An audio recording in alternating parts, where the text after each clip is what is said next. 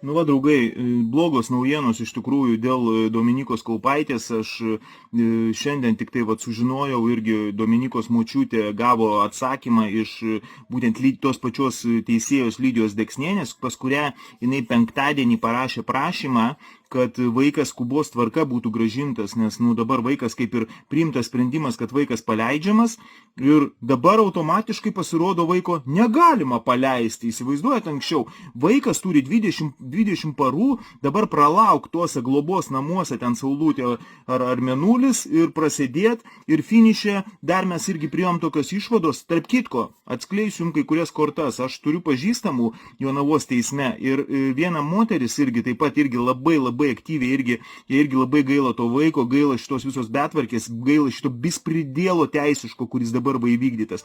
Ir jinai irgi tą patį sako, kad meras gali būti irgi labai glaudžiai susijęs būtent su tuo vaiko paėmimu ir irgi būtent meras, būtent Demidenko ir dar kiti asmenys yra paėmę pinigus už tą vaiką, už tai, kad tas vaikas būtų tenai laikomas, būtų įkalintas ir už jį būtų mokamos šaibos iš valstybės lėšų.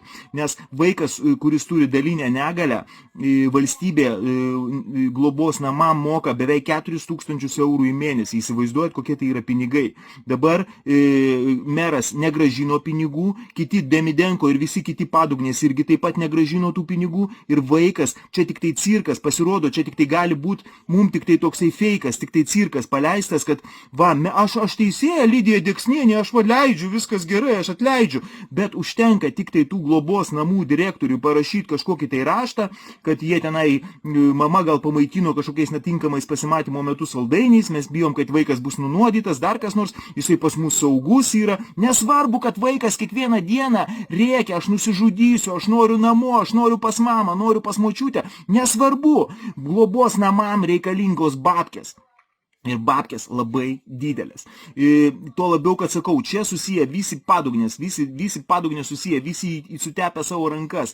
Sinkevičius padėjo savo parašą galutinį, kurio dėka tas vaikas buvo paimtas, bet už tą parašą jis gavo 20 000 eurų, kiek aš žinau, Demidenko gavo dar daugiau. Man protų nesuvokiama yra, kur mūsų saugumas.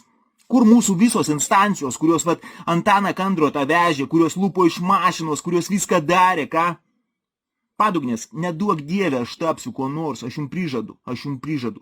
Jūs visi pereisit tą patį, jūs pereisit viską, pereisit tą patį, bet 10 kartų baisiau. Visos pavardės, visi veikėjai, visi surašyti yra. Taip kad žinokit, patikėkit manim, jūsų laukia sunkus laikai. Užtenka tik tai tautos pasitikėjimo ir jums bus šakės.